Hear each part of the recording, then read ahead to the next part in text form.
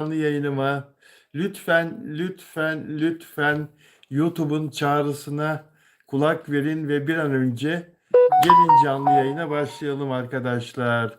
Magazinde öne çıkan haberleri konuşacağız. Bugün Galatasaray Fenerbahçe maçı var, biraz sonra saat 20'de başlayacak.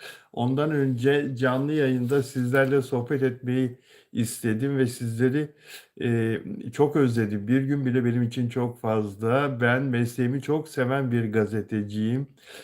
Haber yapmadan, haberlerle ilgili yorum yapmadan duramıyorum. Sürekli olarak çalışmak isteyen bir gazeteciyim arkadaşlar. İşimi çok seviyorum. Her şeyi konuşmak, sizlerle paylaşmak istiyorum. Ve yayın yapmak için de saat 18 olsun diye dört gözle çekiyorum. Sıla Deveci nasılsın? Ruksara merhaba. Leyla nasılsın? Nurhayat nasılsın? Herkes iyi mi? Hepiniz burada mısınız dostlar? Sıla Deveci iyi ki varsınız. Sizler de iyi ki varsınız arkadaşlar. Gülsener merhaba. Semra Garadaş nasılsın? İyi misin? Banu Kabaş değerli arkadaşım hoş geldin. İyiyim Banu. Osman çok sevdiğim Osman Ulusan kardeşim. İyi akşamlar. Nurhayat da burada geldi. İyi ki varsınız arkadaşlar. Ee, İyi ki varsınız, iyi ki buradasınız.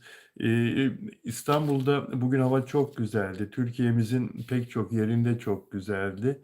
İç Anadolu bölgesinde biraz soğuk galiba. Günlük güneşlikti bugün. Bugün çocuğumla ve eşimle, daha doğrusu çocuklarımdan en küçüğüyle, Hidayet'le, 3 tane evladım var benim. Diğerleri kocaman oldu. Onlar büyüdü. 2 evladım, onlardan torunlarım var. Hidayet ve annesiyle bugün dışarıya çıktık. Gezmeye gittik ve gittiğimiz yerde ben yine işimle ilgili çalıştım. Sizler için bu yayını hazırladım. Eve döndüğümüz zaman da bir yazım vardı, yarım kalmış. Onu tamamladım ve onu bilalozcan.com web siteme yükledim yazımı. Oradan okuyabilirsiniz arkadaşlar. Ee, Elimden geldiği kadar her gün web sitemde yazı yayınlamaya gayret ediyorum. Ben yıllarca yazı yazan, günlük yazılar yazan bir gazeteci olarak hala yazmaktan geri durmuyorum ve çok büyük keyif alıyorum. Kah ünlülerle ilgili yazıyorum, kah hayatın içinden yazıyorum. Her gün yazacak bir şey bulmaya çalışıyorum. İyiyim, çok teşekkür ederim. Emigul merhaba, Andorra'dan iyi günler diyor. Emigul desde Andorra. Hola Emigul.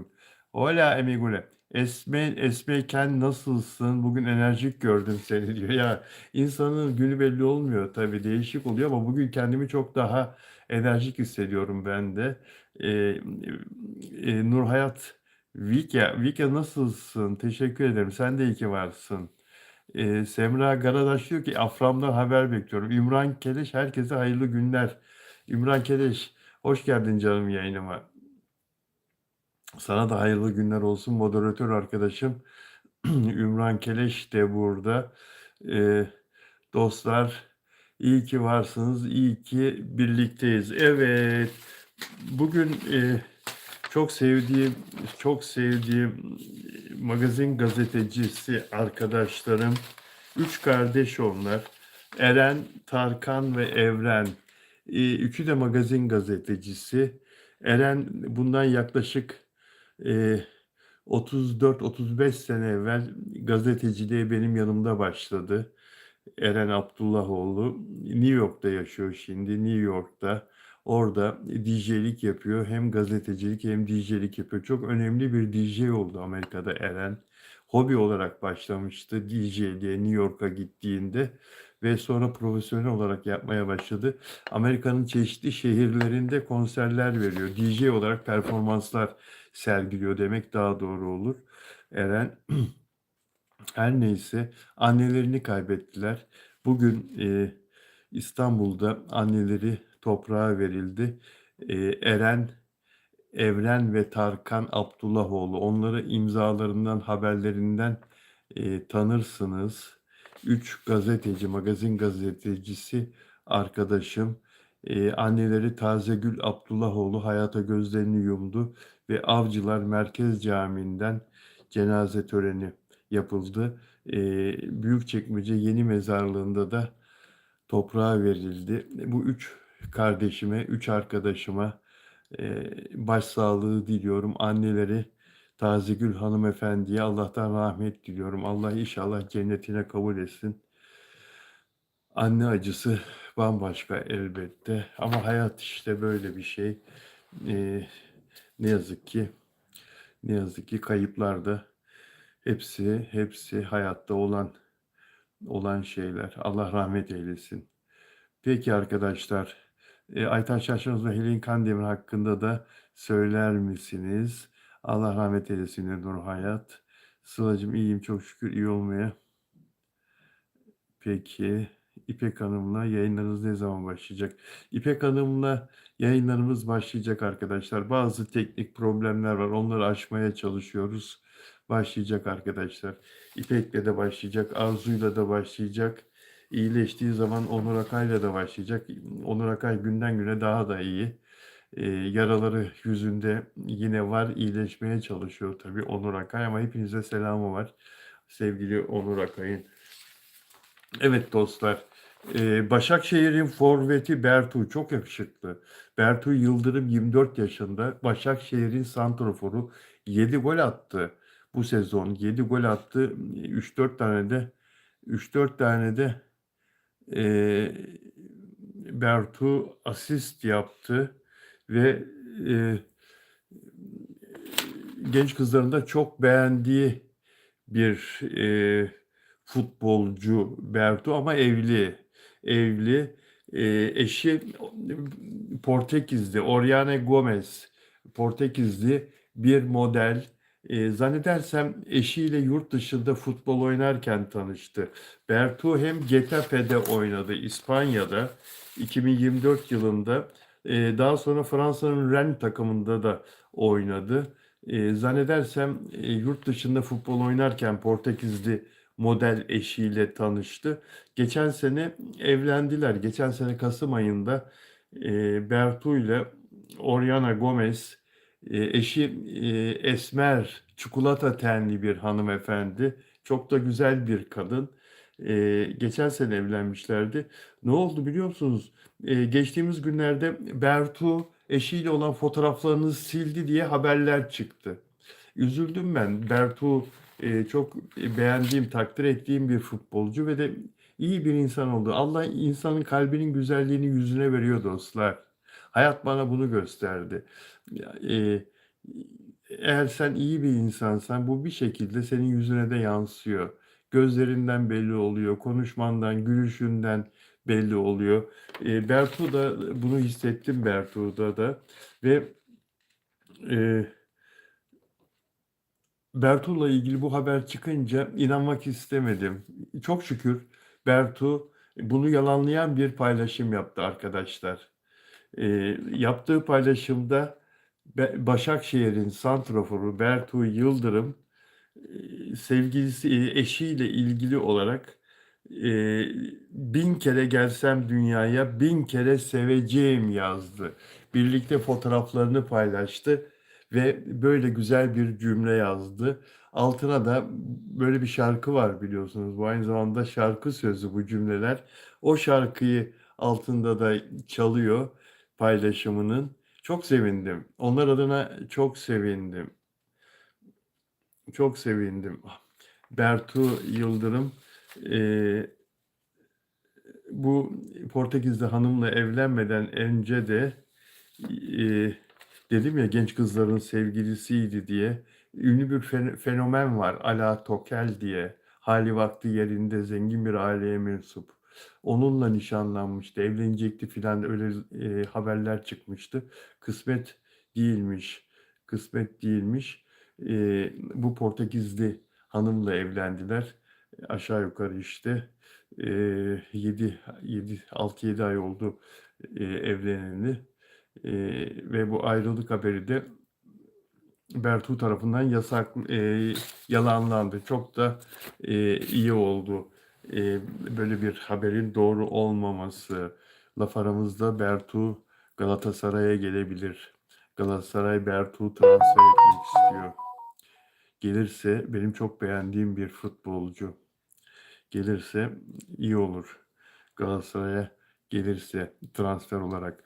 Peki dostlar. Ya Mazhar Alanso'nun eşi Biricik Süden gün geçmiyor ki bizi şaşırtmasın ya. Biricik Hanım niye böyle? Niye böyle? Bazçek İlter'in katıldığı Bazçek İlter'in sunduğu programa katılıyor. Mazhar Alanso'nun 23 yıllık eşi ve orada diyor ki arkadaşlar neden çocuk sahibi olmadın diye soruyor Balçek İlter ona. O da diyor ki ben diyor biliyorum tanıyorum seni diyor Balçek ama diyor seyirciler bilmez diyor. Sıkıldığımda diyor terk edebileceğim şeyleri seviyorum diyor. Ya bu nasıl bir sivri laf ya? Böyle bir şey olabilir mi ya? Böyle bir şey olabilir mi? Bunu nasıl halkla paylaşırsın ya? Ne yapıyorsan kendi dünyada yap, dünyanda yap ya. Çocuk kutsaldır ya. Hamilelik kutsaldır, annelik kutsaldır ya. Sıkıldığımda terk edebileceğim şeyleri seviyorum. Sosyal medyada çalkalandı tabii. Çocuğu da o yüzden yapmadım. Tercihen yapmadım. Sıkılabilirim. Alın bunu benden istemiyorum diyemeyeceğim için ben o ihaleye hiç girmeyeyim dedim. Bu dayanılır bir şey değil. Hadi be oradan. Hadi be. Yani. Yani böyle bir şey kabul etmek mümkün değil ya. Böyle bir şey olabilir mi ya? Sıkıldığında alın bunu benden diyecekmiş. Ya insanlar anne olabilmek için, baba olabilmek için ne büyük fedakarlıklar yapıyorlar, yine olamıyorlar ya. Allah öylelerine versin inşallah. Allah öylelerine versin inşallah. İnşallah Allah hak edene, isteyene, canı gönülden isteyene evlat versin. Ama bir de bir şuna bakın Allah aşkına ya. Allah'tan Mazhar Alanson bundan önce bir başkasıyla evliydi. Oradan bir kız çocuğu yaptı ama o kız çocuğunu da kaybetti. O da geçtiğimiz yıllarda hastalıktan vefat etti.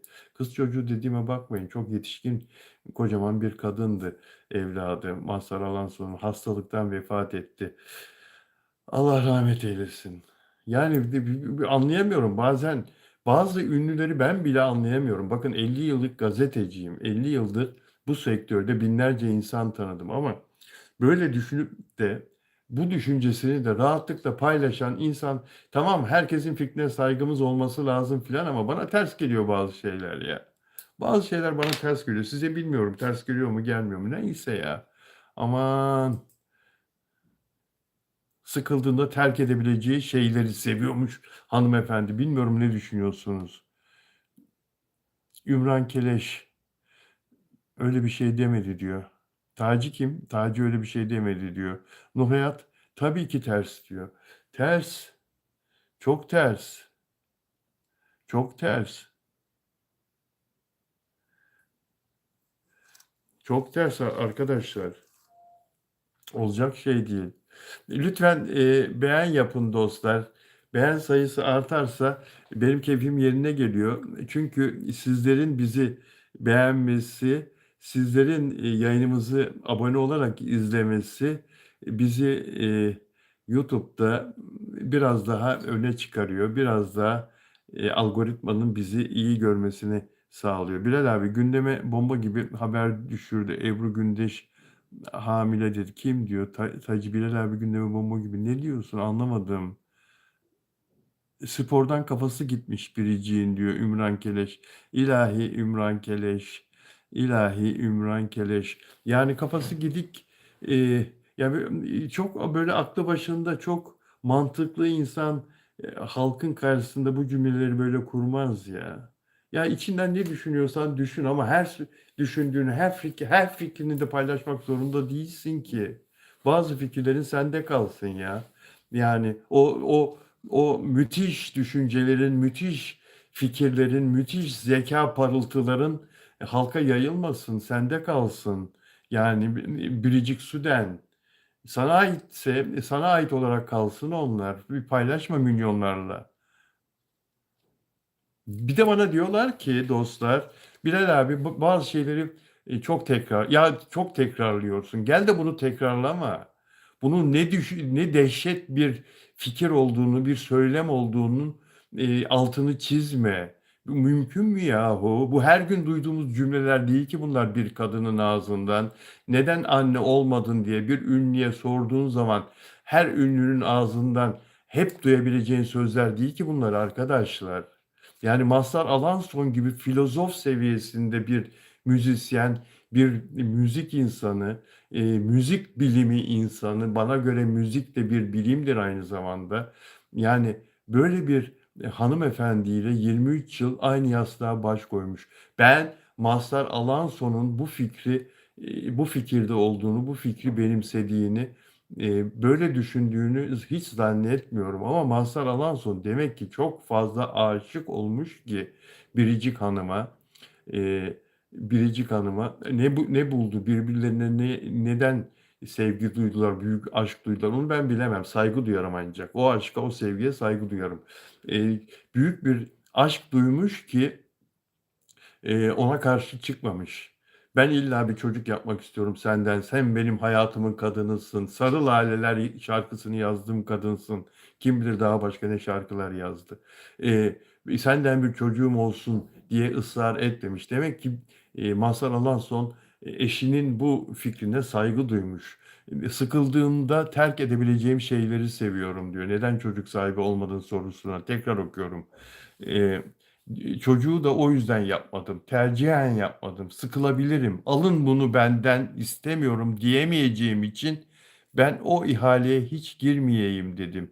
Bu dayanılır bir şey değil. Nesi dayanılır bir şey değil ya? Bir evlat sahibi olmanın alın bunu benden ne demek ya? Aman Allah'ım ya. Aman Allah'ım ya. Çocuk çocuk kelimesinin anlamını, çocuk olgusunun, çocuğun varlığın anlamını Biricik Sü'den başka türlü anlıyor bizden demek ki. Ailesinde ne yaşadıysa bilmiyorum ki. Acaba kardeşi ya da kardeşleri var mıydı ve çok yaramazlar mıydı onlar? Çok ortalığı birbirine mi katıyorlar ya da kendi çocukluğunda çok yaramazlık yaptı da çok dayak mı yedi ebeveynlerinden?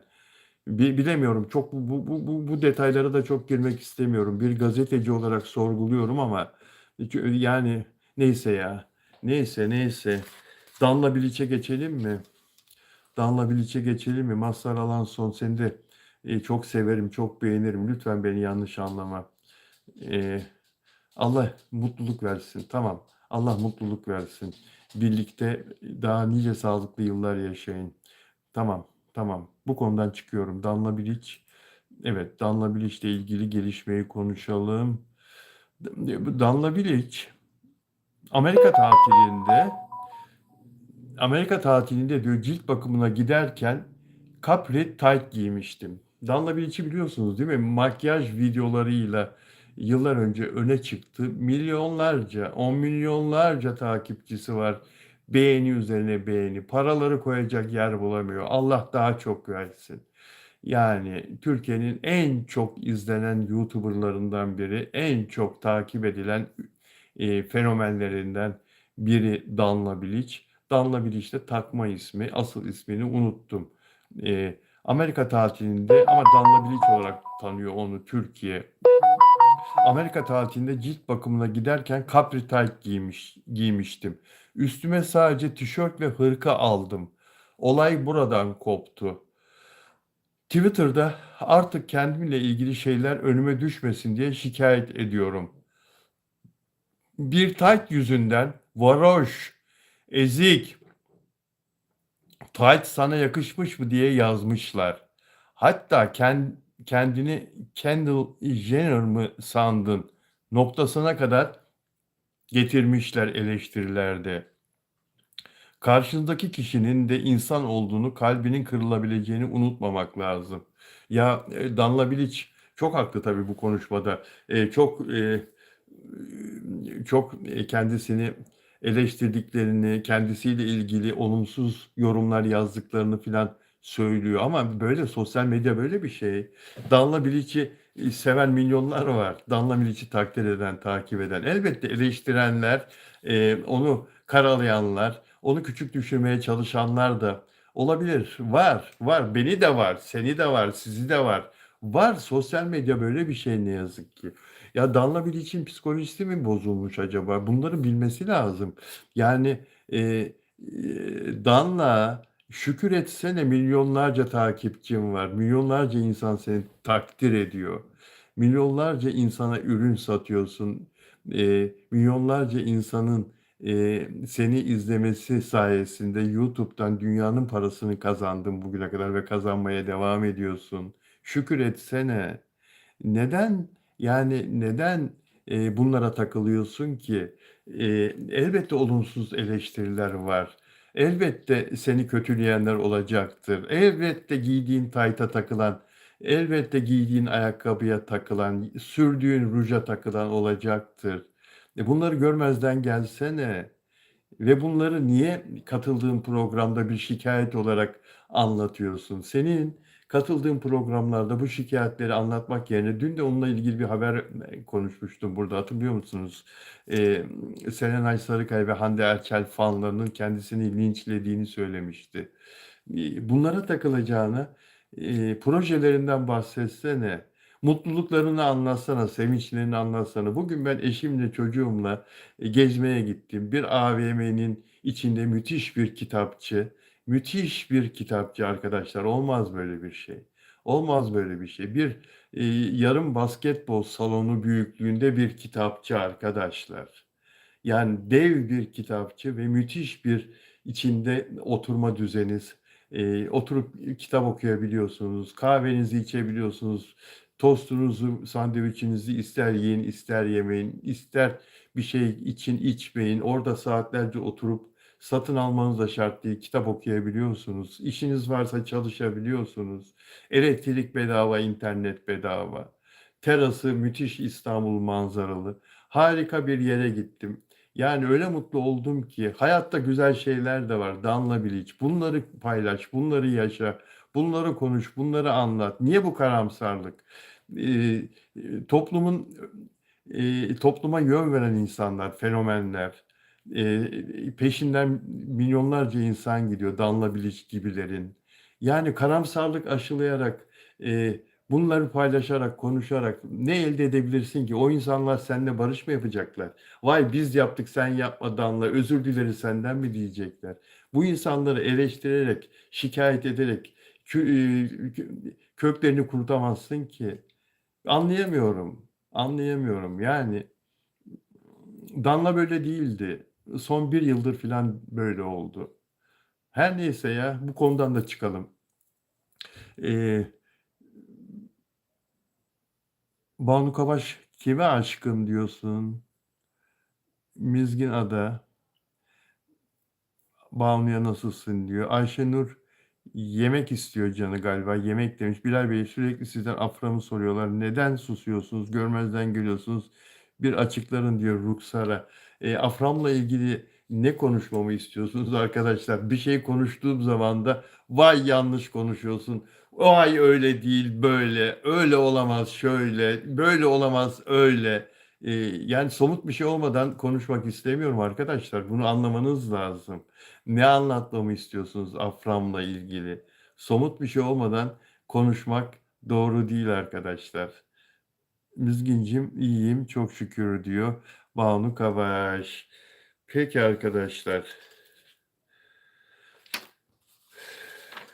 Ya Sıla Türkoğlu, oyuncu Sıla Türkoğlu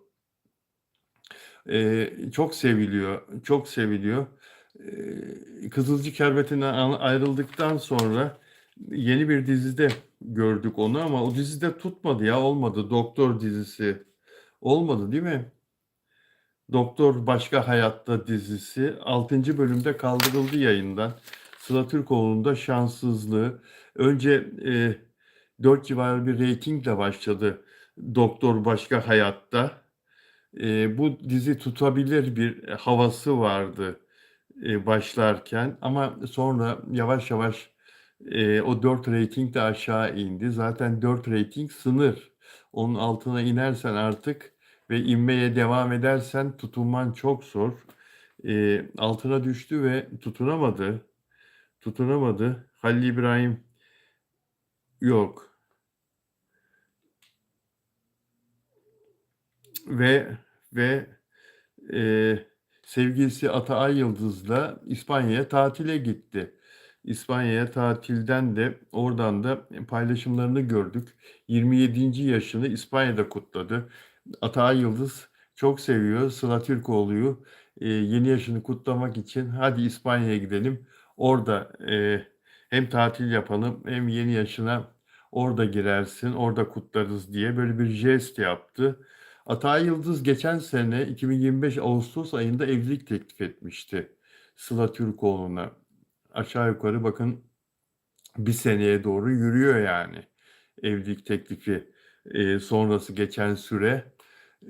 İnsanlar da soruyorlar ne zaman evleneceksiniz diye. Cevap yok ama aralarındaki sevgi sürüyor, devam ediyor. Eee Sıla Türkoğlu'nun fanları da bu yaz evlilik beklediklerini söylüyorlar. Hatta Bodrum'da evlenmeyi düşündüklerini yazan da var. Sıla Türkoğlu ile Ata Yıldız'ın. Ata Yıldız işletmeci biliyorsunuz. Sıla Türkoğlu Alp Navruz'la sevgiliyken Alp Navruz arkadaşım dediği Ata Yıldız'ın mekânına götürüyor sevgilisini. Hatta Afra Saraçoğlu'yla filan beraber gidiyorlar. Sıla Türkoğlu, Alp Navruz arkadaş grubu olarak gidiyorlar oraya. Orada Ataay Yıldız'la tanıştırıyor Alp Navruz Sıla'yı. Sonra Alp Navruz'la ilişkileri 5-6 ay sonra bitti, yürümedi ve Ataay Yıldız'la Sıla Türkoğlu'nun yolları da aradan bir sene falan geçtikten sonra kesişti ve sevgili oldular. Diyorlar ki ya en yakın arkadaşını sevgilisiyle Ataay Yıldız birlikte oldu, sevgili oldu falan. Ya hayatta insanların karşısına ne zaman ne çıkacağı belli olmaz arkadaşlar. Yani o yüzden e, bunda bir kasıt zannetmiyorum öyle bir şey olsun ya. Sıla Türkoğlu çok iyi bir kız, iyi bir insan. Zannetmiyorum yani öyle bir şey yapsın. Birbirlerini de çok seviyorlar. Mutlu olsunlar ya. Mutlu olsunlar. Fakat bu Teşkilat dizisinin karşısında da kolay kolay tutunmak mümkün değil yani. Doktor Başka Hayat'ta pazar günü o dizinin karşısında reyting alamadı. Gerçi pazartesiye koysalar, pazartesi de kuvvetli diziler var. Salıya koysalar, salı da var, çarşamba da var. Neyse ki bu şiddet içeren diziler artık senaryolarını revize edecekler ve o şiddet sahneleri kalkacak. Belki onları çılgınca izleyen seyircinin bir kısmı o dizileri izlemekten vazgeçer. Ha? Şiddet içeren diziler ya beni çok rahatsız ediyor ya. Çok yüksek reyting alan dizilerde de yani bu şiddet sahnelerinin fazla olması, inanın o dizilerden soğudum. Hiçbirini izlemiyorum ya. Benim işim oyuncuları konuşmak, dizileri konuşmak falan ama gördüğüm şiddet sahneleri falan yani beni ruhumu alt üst etmeye başladı arkadaşlar. Bilmiyorum yani. Siz bakabiliyor musunuz? Kafasına sıkıyor. Adam durup dururken adamın karşısında karnına sıkıyor, öldürüyor onu ya. Bacağına sıkıyor tabancayla ya. Böyle bir şey olabilir mi ya? Bunları bize niye izletiyorsunuz? Cumhurbaşkanı Recep Tayyip Erdoğan'dan aldınız işte ağzınızın payını. Sonunda Cumhurbaşkanı konuştu. Böyle bir şey olmaz dedi ya. Rütü'yü göreve çağırdı ya. Yani olmaz. İpek, İpek Canbulat ne zaman canlı yayın yapacaksınız diye soruyorlar. İpek Canbulat, ya bazı teknik problemler var benim aşmam gereken. Onları aştığım zaman yapacağız. Sıla Deveci diyor ki bir sürü yan karakter girip çıkıyor. Reytingler yine de iyi diyor. Perihan ablayı izliyorum diyor Mizgin. İpek Can Bulat en yakın zamanda dedi. Ümran Keleş, Mizgin çok iyi. Eskileri izleyin. Ve bir komedi dizisi başlayacak yakında arkadaşlar. Yaşasın komedi dizileri yeniden gelecek ekrana. Bir tanesi başlayacak. Dün anlattım. İzlemeyenler dünkü videomu izlesinler. Bir dizi başlayacak. Yakında bir dizi başlayacak arkadaşlar. Ümran Keleş, evet. Banu Kabaş İpek'e selam verdi. Ümran Keleş bu sene diziler anlamında çöp bir sezon diyor. Türkiye'nin en popüler oyuncuları bir araştırma şirketinin verilerine göre ekranın en popüler kadın ve erkek oyuncuları şöyle. Kadınlar sıralamasında ilk 5: Demet Özdemir, Afra Saraçoğlu, Mina Demirtaş, Biran Damla Yılmaz, Sinem Ünsal. Evet, ilk 5. Erkeklerde Mert Ramazan Demir, Ozan Akbaba, Kerem Bürsin, Kıvanç Tatlıtuğ, İlhan Şen. Ben İlhan Şen'i de çok beğeniyorum. Oyuncu olarak da çok takdir ediyorum. İlhan Şen, Kıvanç Tatlıtuğ, Mert Ramazan Demir, Ozan Akbaba, Kerem Bürsin. Kerem Bürsin çok seviliyor ya. Ne kadar iyi bir oyuncu ama işte onun da şanssızlığı oynadığı dizilerde bir şeyler eksik oluyor. Kerem Bürsin iyi bir oyuncu olmasına rağmen dizi bir süre sonra reytingde istediği gibi olmuyor, düşüyor yani. Önümüzdeki sezon diyor Ümran Keleş çok iyi diziler geliyor. Bütün kanallar iyi diziler hazırlıyormuş. Hadi bakalım. İlhan Şen çok beyefendi diyor Ümran. Sıla Deveci Kerem Bürsin'i beğenmiyor. Nasıl girmiş bu listeye diyor. Ama öyle deme Sıla. Ozan Akbaba'yı zaten biliyoruz, beğeniyoruz. Ozan Akbaba dolu dolu bir oyuncu. Kıvanç Tatlıtuğ'u konuşmaya gerek var mı? Kıvanç seni yeni dizinde görmek istiyoruz. Artık şu dizin çekilsin Kıvanç. Çekilsin artık o dizi. Yani seni yeni dizinde, yeni bir rolde Ali, Ajan Ali rolünde görmek istiyoruz Kıvanç. Serenay Pınar, Kıvanç Kaan hepsi geri geliyor diyor Ümran Keleş. İnşallah gelsinler. Kerem'i ben de beğenmiyorum diyor Semra. Kerem Bürsin'de geçen gün bir arkadaşla konuşuyorduk sektörden. Kerem Bürsin'de bir iticilik var, bir şey var dedi. Ya dedim bırak Allah'ını seversen ya. Çocuğu peşin peşin karalamayın dedim ya. Yani onda iticilik yok da konuşurken şivesi kayıyor tabii. Yani Amerikan aksanıyla konuştuğu için falan biraz itici gelebiliyor insanlar. Yok yok yok dedi başka bir şey var. Ne var söyle dedim söyleyemiyor. Kızlar çok seviyor onu mu kıskanıyorsun dedim ya. Hiç boş kalmıyor dedim. Onu mu kıskanıyorsun? O yüzden mi kıskan? Hayır dedi ya benim de kız arkadaşlarım oluyor zamanında. Ben niye kıskanayım dedi Kerem Bürsin'i. Bunu konuştuğum arkadaşım. Ama yani haksızlık yapmayın ya. Bakın sektörde kendine nasıl yer buluyor? Kolay mı arkadaşlar? Yani reklamlarda hiç kesilmiyor sene boyunca o firmada bu firmada mutlaka Kerem Bürsin'i reklamlarında oynatmak istiyorlar firmalar. Firmalar, reklam firmaları, reklam ajansları hangi ünlüyle çalışacaklarını belirlemek için inanın bana pek çok araştırma yapıyorlar. Hadi Kerem gel sana 2 milyon verelim şurada oyna falan yok böyle bir şey. Soruyorlar, halka soruyorlar, deneklere soruyorlar. Sizin duymadığınız, görmediğiniz anketler yapıyorlar. Yani kim oynasın böyle bir konuda atıyorum telekomünikasyon bir telefon firması reklam vermek istiyor. Kimi görmek istersiniz? Erkek oyunculardan, şarkıcılardan filan. Böyle en çok kime isim gelirse en çok hangi isim öne çıkarsa onunla çekiyorlar. Yani halkın çeşitli yaşlarında, meslek gruplarında, çeşitli şehirlerde deneklerle bu anketleri yapıyorlar filan. Neyse yani sevilmese Kerem Bürsin bu kadar çok çıkmaz ekranlara. Ama sevmeyenler de olabilir. Herkesi sevmek zorunda değil ki. Kıvanç Tatlıtuğ'u da hem seven de var, sevmeyen de var. Az da olsa sevmeyen de var. Demet Özdemir, Afra Saraçoğlu, Mina Demirtaş, Biran Damla Yılmaz, Sinem Ünsal. Bakın burada Serenay yok mesela. Hande Erçel yok mesela. Beren Saat yok mesela. Yani Serenay Sarıkaya da göz önünde ama girememiş burada ilk beşe. Bu biraz da fanlarıyla ilgili filan bu anketler, bu araştırmalar ama girememiş. Dostlar, Osman, Mina Mert Yazıcıoğlu'na partnerken kimsenin sesi çıkmıyordu. Ramazan Demir'le partner oldu. Herkes konuşuyor. Tabii bu Mert Ramazan Demir'in sosyal medyada çok daha paylaşılıyor olmasıyla da ilgili Osman. Sıla Deveci, Mert Afra'nın o kadar antileri var ki Mina'ya da sırf o yüzden yazıyorlar. Ben Ümran, peki Mert'in herkese katkısı çok diyor Nurten. Peki dostlar, oyuncu Beril Pozam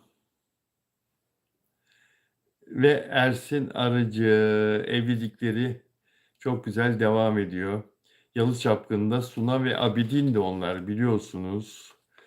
Evlenmek umurumda değildi diyor Beril Pozam ama evlilik enteresan bir şey. Ortak kültürümüz falan var. Bir kere hastaneye gitmiştik. Eşim için doktora ben eşiyim dediğimde kendimi havalı hissettim diyor. Bana hesap vereceksiniz. Onun birinci insanı benim. Benimle paylaşacaksınız onunla ilgili bilgileri. Tamam tamam senin kocan. Tamam Beril senin kocan ya. Aman ya. Beril ya. Of. Cicim ayları daha geçmemiş Beril Pozam'ın Ersin Arıcı'yla.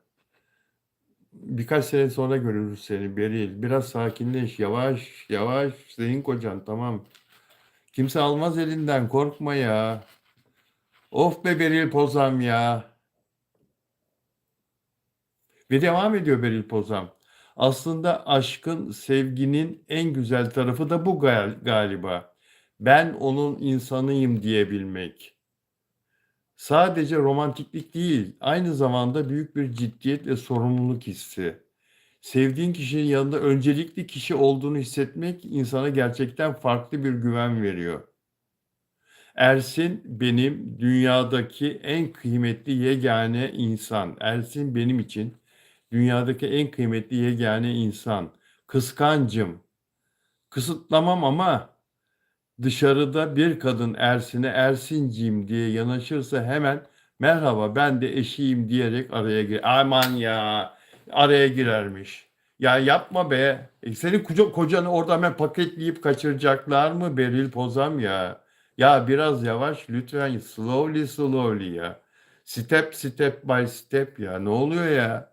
Aman ya. Ersin de öyle bir çocuk olsa ya. Ağzı var dili yok ya. Yan gözle hiçbir kadına bakacak adam mı o ya? Yani burada öyle bir söylemişin ki sanki Ersin Arıcı zampara çapkın bir erkek de boş bırakmaya gelmez. Hemen araya girermiş de o benim kocam filan ben onun... Ya ne gerek var böyle şeyler konuşmaya ya? Aman ya. Of be. Of. Dostlar iyi misiniz? Dostlar magazin hoşunuza gidiyor mu? Arkadaşlar sizleri çok seviyorum. Hadi biraz da siz anlatın ya. Hep ben anlattım. Bakın 38 dakika, 40 dakika oldu. Biraz da siz anlatın. Beğen yapıyor musunuz? Unutuyorsunuz beğen yapmayı.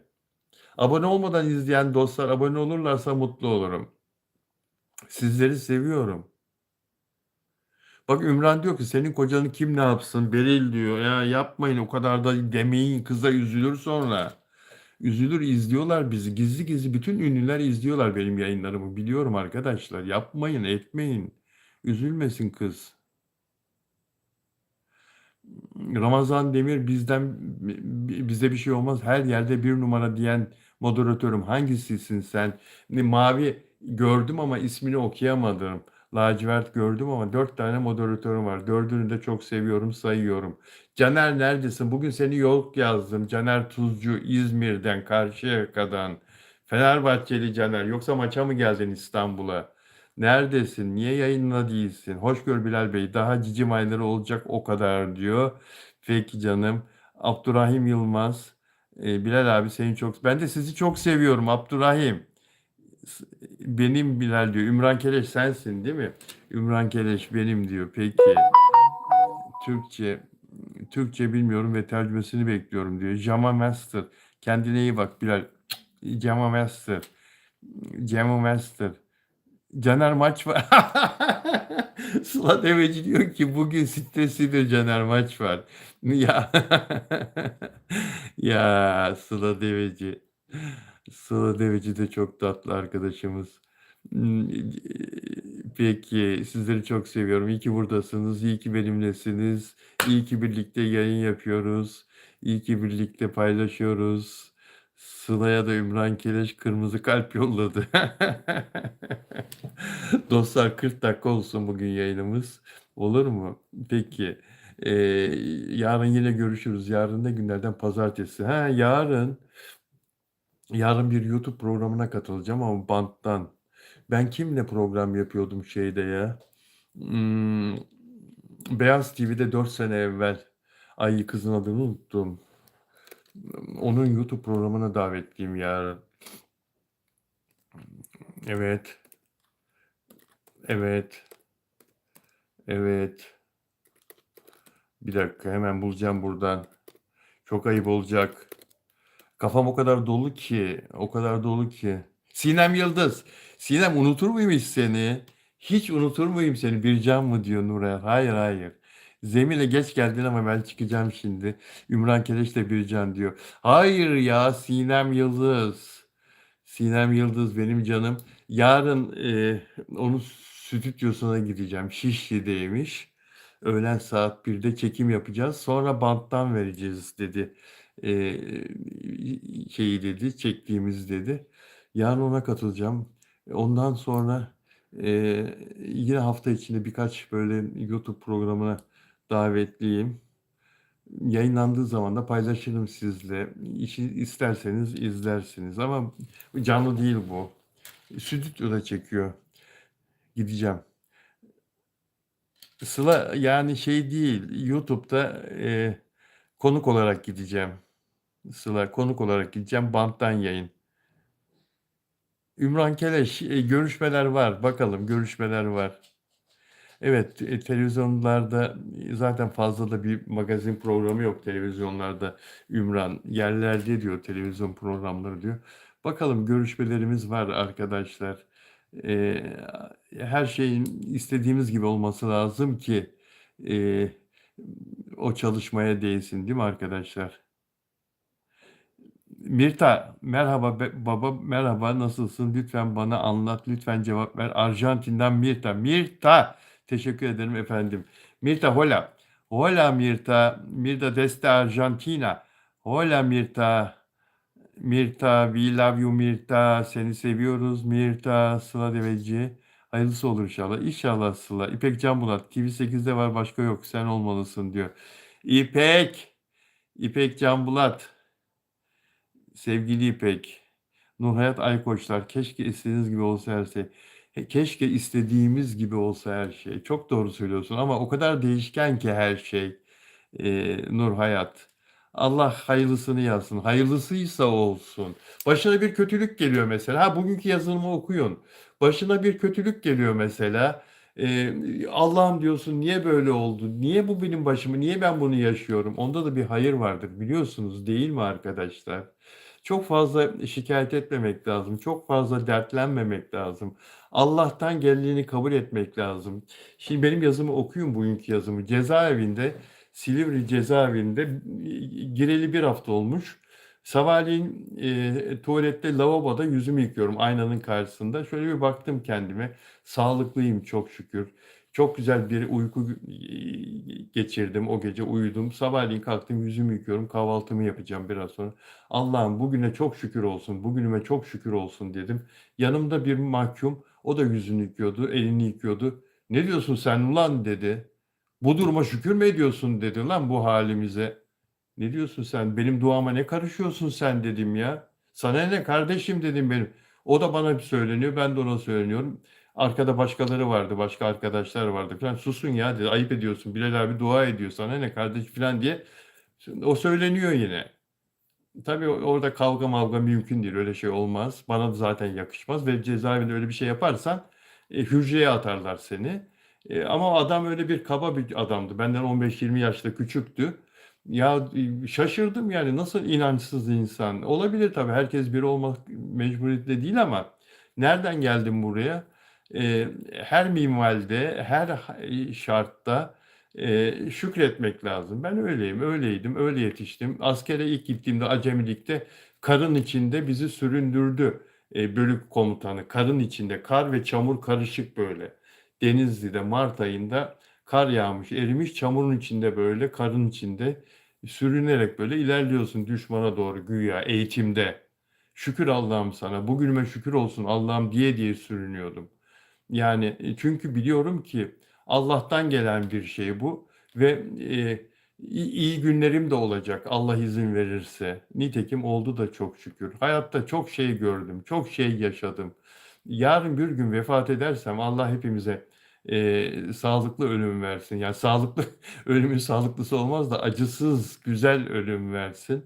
Eee, Şunu bilin dostlar, eee, bu dünyada çok güzel yaşadım. Başıma çok büyük dertler, sıkıntılar da geldi ama inanın çok güzel yaşadım. Dünyada gezmediğim ülke kalmadı. Bir gazeteci, televizyoncu olarak çok güzel insanlarla tanıştım.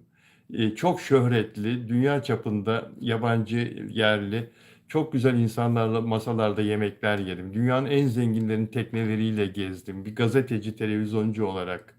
Çok takdir edildim. Çok güzel yerlerde konakladım, yaşadım. Çok güzel çocuklarım oldu. Çok güzel bir hayat yaşadım. Bin kere Allah'ıma şükrediyorum. Bugün vefat etsem gözüm arkada kalmaz. Ve her şartta da şükretmesini bilirim. Allah bana o günleri de gösterdi. Silivri cezaevini de gösterdi. Çok şükür. Amenna. Amenna. Dostlarım iyi ki varsınız. Hadi bitiriyorum. Kendinize iyi bakın olur mu? Sizi çok seviyorum. Görüşmek üzere. Her şey Allah'tan. İyilik de, güzellik de. Her şey Allah'tan. Sıkıntılar da. Ama unutmayın ki sıkıntılar yarın bitecek. Unutmayın. Her doğan güneş, her açan yeni gün, gelen yeni gün güzellikler, iyilikler getirecek. Yeter ki biz onu hak edebilelim, iyi davranalım. Çocuklarımızı iyi birer insan olarak yetiştirelim. İnsanları, hayvanları, canlıları, ağaçları, bitkileri, kedileri, köpekleri, kuşları ayırt etmeden fakiri de sevelim. Herkesi sevelim dostlar. Dilencilere saygı duyalım. Mutlaka sadaka verelim isteyenlere. Sizi çok seviyorum. Görüşmek üzere.